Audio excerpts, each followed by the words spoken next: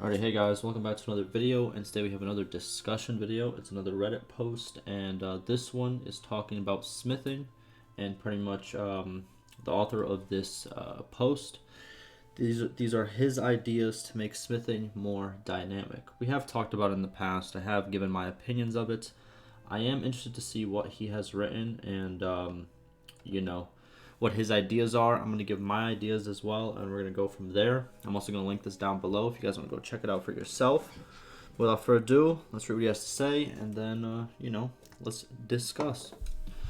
So, ideas to make smithing more dynamic.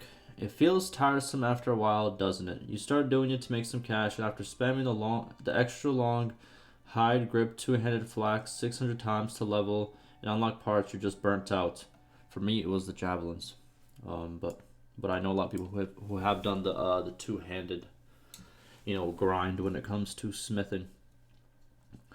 Let's instead consider a smithing experience where the damage potential of a weapon and someday armor. Armor is not going to happen unless it's a mod. I'm just letting you guys know. Just if you guys ever wanted to craft armor and stuff, while it makes sense, the devs have stated that they're not really looking into it. They haven't really thought about it. So it's not like a situation where they said, oh, we might think about it later. It was kind of just like, we're not gonna delve into that. But at the same time, someone could make a mod for that, and I think that would be a very, very successful mod if it was made right.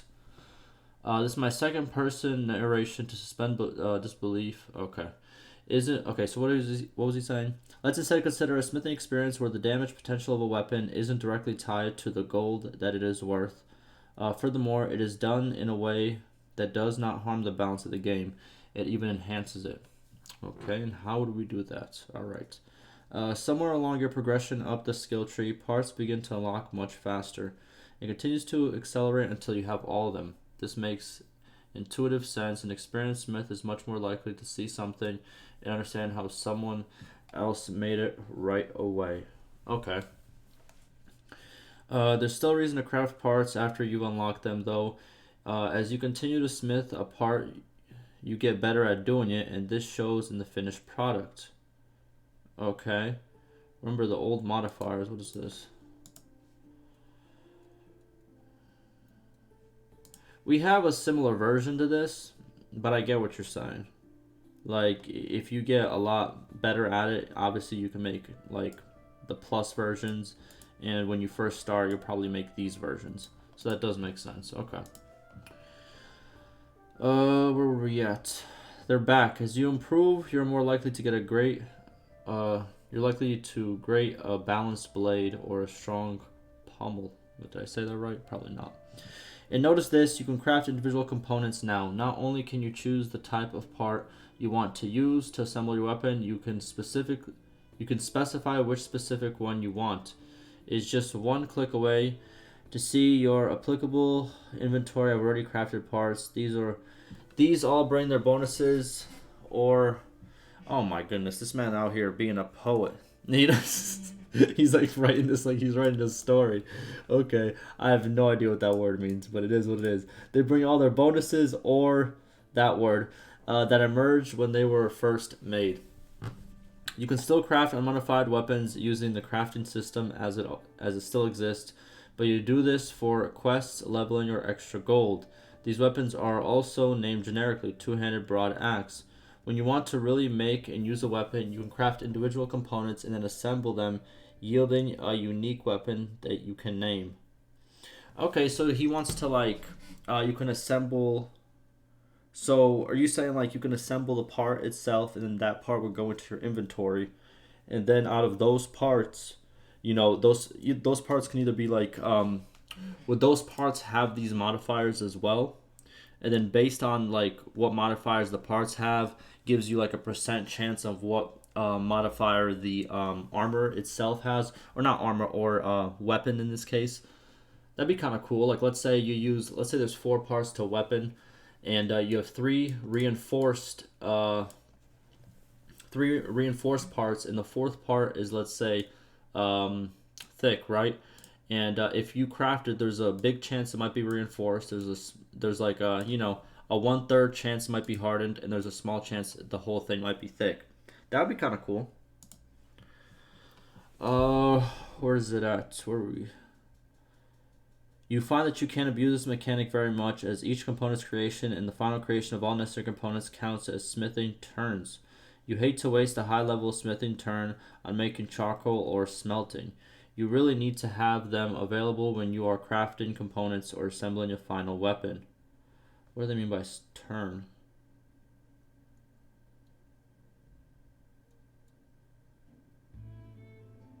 And then there's still a chance that they don't end up crafting a component with the quality modifier for which you hoped. There's no way to start spamming out overpowered weapons too early. Okay, because obviously you have to progress, get all the stuff for.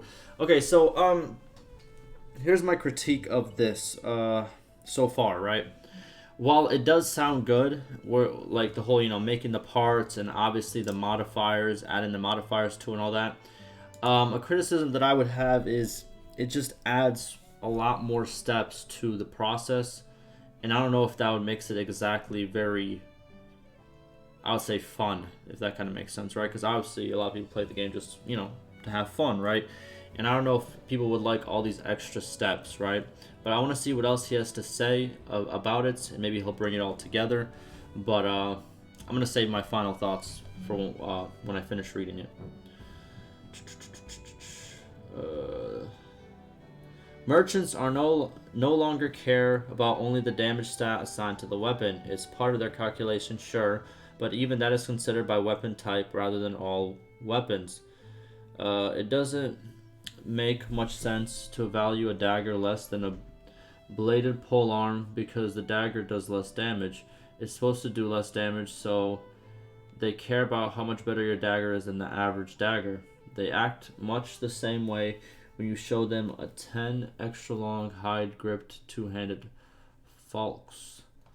A lot of two-handed swords do similar amounts of damage, so no, I am not willing to sell every single thing that this city owns and all of its gold in exchange for it. I think the game does that in a way, right, where it doesn't really base it off different weapons, but I feel like, how can I explain this? Kind of like in like real life terms, it's like, let's say you want to buy a gun, right? So obviously, what's it called? There's classes to this, right? Like if you want to buy an assault rifle or if you wanted to buy a pistol, right? Obviously, on average, the assault rifles will cost more than the pistols, and it's like they have different classes, if that kind of makes sense. Like what he's saying here is obviously the dagger does less damage, which in a way, if you think about it, the pistol would do less damage. So it shouldn't be compared. You shouldn't compare the assault rifle to the pistol, but I don't think the game does that, if that kind of makes sense. I think the game does compare it to different weapon types that it has. Like there's a lot of different pistols, or in this case, there's a lot of different daggers. It's not a good comparison. Well, it's kind of a good comparison, but I can't really explain what I mean exactly. But I think the game does do this. I don't think it compares, how can I explain this? I don't think it just compares based off damage, if that kind of makes sense. I think it makes sense that a dagger would cost a lot less than, a glaive or a huge two-handed thing. It's stuff like that, right? But it would be cool to see like some very high valued weapons, like he states here, like having a very high valued dagger. Obviously, it would probably still do less damage than that, but just because it's very high quality, it should be worth a pretty penny. Let's see.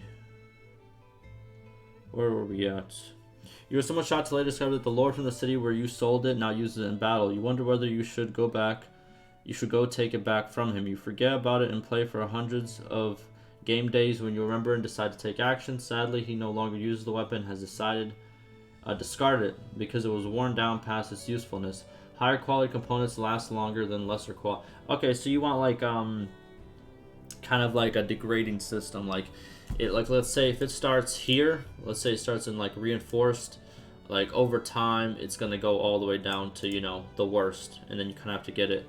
I agree with that. I think that would be a cool concept. I'm not gonna lie to you. I think degrading armor and degrading weapons would actually be a very cool concept to add. Depending, like, if you take damage and all that. I think that'd actually be very, very good. Yes, that'd be very, very good. I think they kind of have it in a way, but it's not very noticeable, if that kind of makes sense, right? I feel like, because they do have cracked and they do have like broken, but I don't think it happens like over time as you you know, do multiple battles. But it'd be cool if that's how it worked. Where are we at? One day you grin with... Okay, this guy right here. Poet over here. As you finally snap together all 4 pieces of a legendary mountain blade, the game pops up an alert you haven't seen before. Name your artifact. That's right, a weapon made entirely with the highest quality parts. Because it is so rare, it's considered by the game to be an artifact. It's on a level of Excalibur, I cannot say it right. Durandal, or the Sword of Gojin? Okay. These weapons never get worn out, cannot be sold, but can be transferred to clan members. The game also tracks certain statistics related to the weapon, total kills, total damage, owner, and most kills, and more. They are only removed from the game if the character wielding it decides to destroy it. Interesting, but what this just gave me an idea of would be very, very cool. This would probably have to be a mod. I don't think this would be in the game. What would be very cool is if you were a very, very good smither, if lords would come up to you and if they would ask you to forge them a weapon. I think that would be very cool. If the game sees that you're going through a smithing playthrough or your smithing level is at a certain place, I think it would be kind of like a cool, like, I guess, quest where, you know, they ask for a specific type of weapon with like the modifiers with it, like, you know, included. I think that'd be very cool. It took a lot of testing, time, trial and error, and luck, but after a long but rewarding smithing experience, you finally outfit yourself with your core companions with artifact weapons and suit your play style. Other players claim that the combinations of legendary parts that they discovered are a better way to play. Maybe they're not wrong, but deep down, you know the only way you have it right. After all, these weapons are legends that transcend their owners. Um.